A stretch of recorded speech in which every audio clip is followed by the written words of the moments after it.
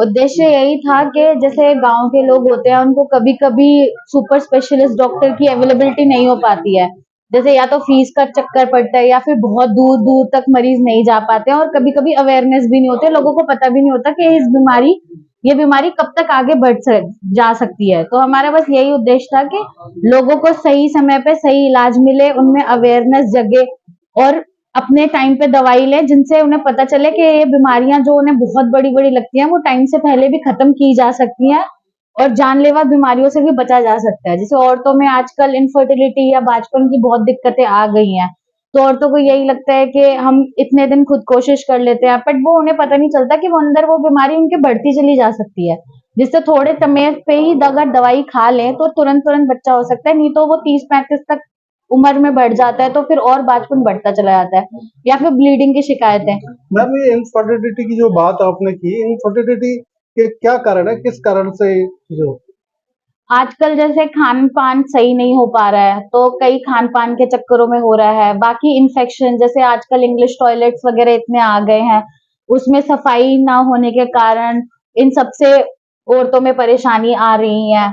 और environmental factor, जैसे कि दवाइयाँ, जो गलत तरीके से दवाइयाँ औरतें अपनी मर्जी से जो ले लेती हैं, उन सबसे औरतों को बहुत परेशानी हो पा रही है। मेन कारण इसका वैसे इन्फेक्शन की तरफ ही है कि अपनी अच्छे से सफाई रखें और टाइम पे चीजों का इलाज लें। जो उनको वो छोटी चीज समझती हैं, आजकल वो औरतों में बढ़ती ही चली जा रही हैं। है? अब एक और, जैसे प्रेगनेंसी के दौरान डॉक्टर्स के पास जब महिला जाती है, उसके बाद वो घर पर वापस आई तो सीधा एक ही रहता है कि डॉक्टर ने मना कर दिया, कोई वर्क नहीं करना। तो इसमें इस मामले में, क्योंकि सबसे ज्यादा ग्रामीण क्षेत्रों में हाँ, बहुत ज्यादा होता है, इसके बारे में क्या? वो डॉक्टर अगर जिनको बेड रेस्ट बोलते हैं उनको तो बेड रेस्ट करना है, बट लोग ज्यादातर सोचते हैं कि हम सबको ही एक्सपेक्टेड है कि बेड रेस्ट करना है, बट बेड रेस्ट हम सिर्फ जिनको ब्लीडिंग की दिक्कतें हैं या बहुत ज्यादा बीपी वगैरह की कोई परेशानी है उन्हीं को ही बोलते हैं। बाकी सारी औरतों को अपने घर के सादे काम करते रहना चाहिए। उससे क्या है, शरीर में खून दौड़ता रहेगा, और जैसे खून दौड़ता रहेगा तो बच्चे को भी समय समय पर अच्छे से खून मिलता रहेगा, उसकी ग्रोथ बढ़ती रहेगी। तो फालतू में बेड रेस्ट ना करें, उससे क्या है कि औरत का ही शरीर नॉर्मल डिलीवरी के दौरान दिक्कत देता है फिर, और बच्चे के पास खून की भी कमी होती है। तो जिनको सिर्फ बेड रेस्ट डॉक्टर ने एडवाइस करा है वही लोग ही करें, जितने समय तक डॉक्टर ने बोला है उतने समय तक ही करें, नहीं तो अपना नॉर्मल घर का काम, सादा काम कर सकती हैं। उससे बच्चे को भी फायदा रहेगा, माँ में भी तंदुरुस्ती बनी रहेगी। एक और, महिलाओं में सबसे ज्यादा हीमोग्लोबिन की कमी हो जाती है, इसके बारे में कोई क्योंकि कई लोगों ने एनीमिया के इसके बारे में कई हाँ। जागरूकता अभियान भी चलाए हैं। आप क्योंकि गोयल सिटी से जुड़े हुए हैं, तो सर जो है आईएमए के प्रेसिडेंट भी है, तो कई अभियान भी ऐसे चलते हैं। हाँ। तो इस बारे में क्या कहेंगे, क्या एक अवेयरनेस कैसे? अनीमिया आजकल बहुत ज्यादा कॉमन हो चुका है औरतों में, तो इसके लिए वही चीज है कि खान पान में इतनी ज्यादा मिलावटें हैं, तो इस चक्करों में हो रहा है। औरतें टाइम पे दूध नहीं ले रही हैं, पालक वालक नहीं खा रही हैं।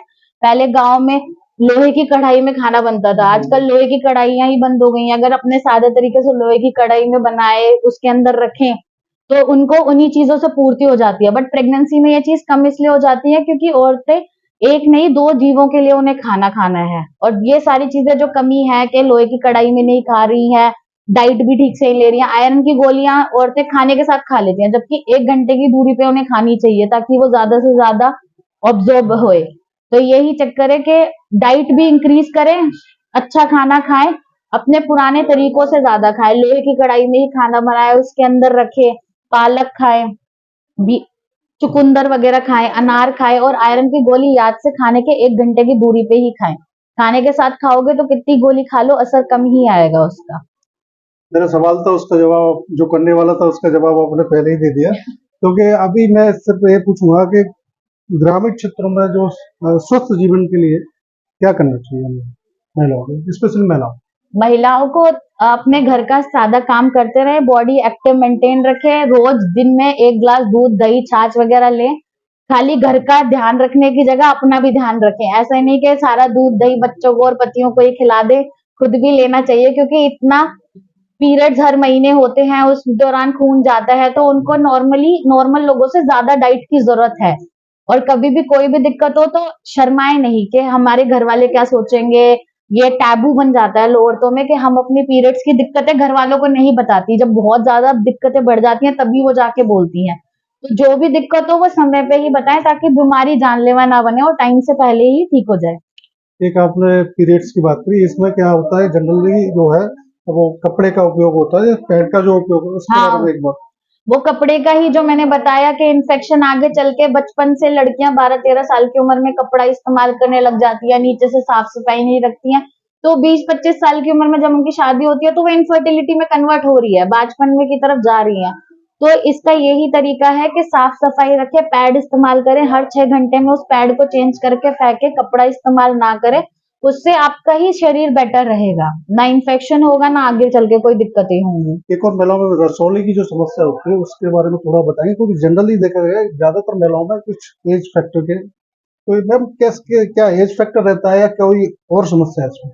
रसौली एक तरीके से जेनेटिक कॉम्पोजिशन में आ जाती है, उसका मतलब रसौली किसी भी कारण से कभी भी किसी को भी हो सकती है, उसका कोई आज तक कारण पता नहीं लगा पाया ये क्यों हो रही है।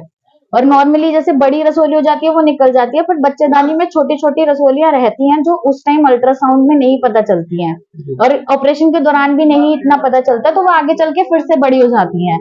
तो रसौलियां जिनका फैक्टर है उनको डेवलप होती रहेगी, इसका कुछ नहीं कर सकते, इसका एंड में यही है कि या तो बच्चेदानी इसकी हम निकालें पूरा, और जिनको बच्चे करने हैं तो जितनी बड़ी रसोली है वो निकालें, पर ऐसे जरूर नहीं होता कि सारी रसोलियां ही हमें निकालनी होती है, वो डॉक्टर ही आपस में डिसाइड करते हैं कि कौन सी रसोली निकालनी जरूरी है, कौन खुद घुल जाएगी, कौन दवाइयों से घुल सकती है, कोई ऑपरेशन से होगी। अभी आपने प्रारंभ में आईवीएफ के बारे में बताया था, थोड़ा सा मैं इस पे चाहूंगा आईवीएफ के बारे में, क्योंकि सामान्यतः जो ग्रामीण क्षेत्रों में इसके बारे में कोई जानकारी बहुत कम लोगों में, शहरी क्षेत्रों में तो काफी है, अब तो भी हाँ। चल रहा है, कई जगह सेंटर्स भी बन गए, फिरोजाबाद में भी सेंटर कुछ बने हैं, तो इसके बाद आईवीएफ के बारे में थोड़ा सा हमारे दर्शकों को बताएं।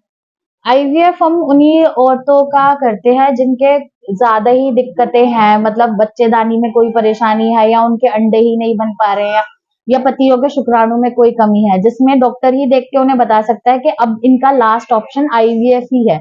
उसके अंदर हम जैसे पति के पानी की जांच लेते हैं, औरतों के अंडे लेते हैं और फिर लैब में बच्चा बनाते हैं और तीसरे या 5वें दिन औरत के अंदर उसे ट्रांसफर करते हैं।